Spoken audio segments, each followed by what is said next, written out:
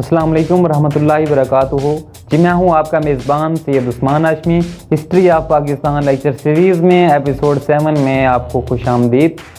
1958 में पहला मुल्क गिर एहतजाज हुआ और जनरल अयूब खान मुल्क के स्याह सफ़ेद के मालिक बन गए। फील्ड मार्शल अयूब खान की शख्सियत को समझने के लिए दो बातें जानना नहायत ही ज़रूरी। वो पहले डिक्टेटर थे जो बरमला कहा करते थे कि अवाम अभी इतनी बाशऊर नहीं हुई कि उनको वोट देने का हक दिया जाए। जमहूरियत और सियासतदानों से उनको इतनी नफ़रत थी कि एब्डो और ब्रॉडा जैसे बदनाम ज़माना कवानीन बनाए। इन कवानीन के तहत 7,000 सियासतदानों को 7 सालों के लिए नाअहल करार दिया गया। नाअहल होने वाले पॉलिटिशियंस में सबका वज़राए आज़म हुसैन शहीद सहरवर्दी और फिरोज़ खान नून जैसी अजीम शख्सियतें भी शामिल थीं।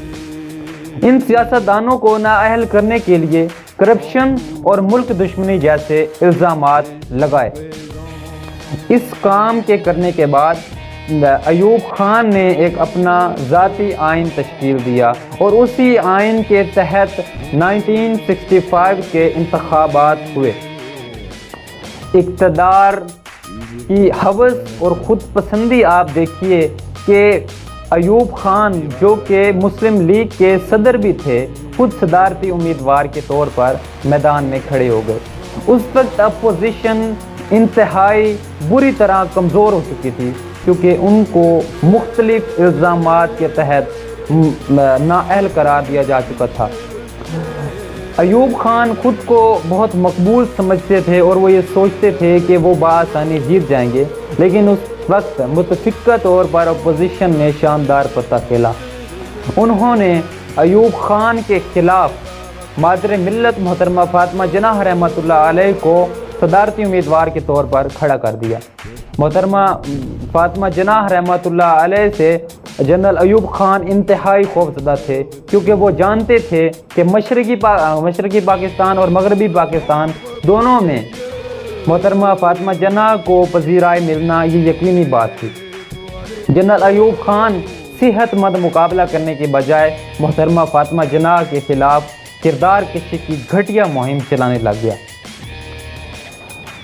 अयूब खान ने मोहतरमा फ़ातिमा जनाह रहमतुल्लाह अलैह को भारतीय एजेंट और गद्दार कहा और 1965 के कंट्रोवर्शियल इलेक्शन में खुली धांधली के तहत जनरल अयूब खान इलेक्शन जीत गया।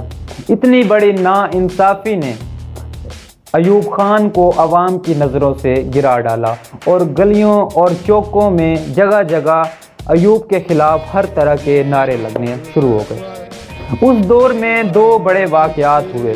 पहला तो वाक़या भारत का पाकिस्तान के ऊपर हमला था। इस वाक़े में पाकिस्तान ने पाकिस्तान के ऊपर किए गए हमले का कामयाब दिफा किया और लेकिन उसका ये नुकसान हुआ कि अमेरिका पाकिस्तान से नाराज़ हो गया। उसकी नाराज़गी की वजह ये थी कि अमरीकी हथियार जो कि पाकिस्तान में आए थे और उस वक्त एक मादा किया गया था। वो मादा ये था कि पाकिस्तान अमरीकी हथियार को भारत के ख़िलाफ़ इस्तेमाल नहीं करेगा, लेकिन पाकिस्तान ने अपनी पूरी ताकत का इस्तेमाल किया और भारत के ख़िलाफ़ उन हथियारों को इस्तेमाल किया क्योंकि ये पाकिस्तान का हक भी था। और दूसरा वाक़या मादा ताशकंद था। इस मादे में अयूब खान के ख़िलाफ़ ये तासुर फैल गया कि 1965 की जीती गई जंग को अयूब खान मुज़ाकरात की मेज़ पर हार दिया है।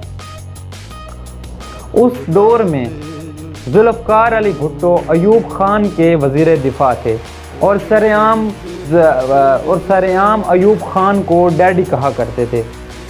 अयूब खान ने लेकिन जब हालात बदलते देखे तो वही किया जो हर एक डिक्टेटर करता आया है। ज़ुल्फ़िकार अली भुट्टो ने अयूब खान के ख़िलाफ़ अवामी जज्बात का भरपूर फ़ायदा उठाया और मगरबी पाकिस्तान के मकबूल तरीन लीडर बन गए। اور انہوں نے 1967 میں پہلی عوامی جماعت کی بنیاد رکھی۔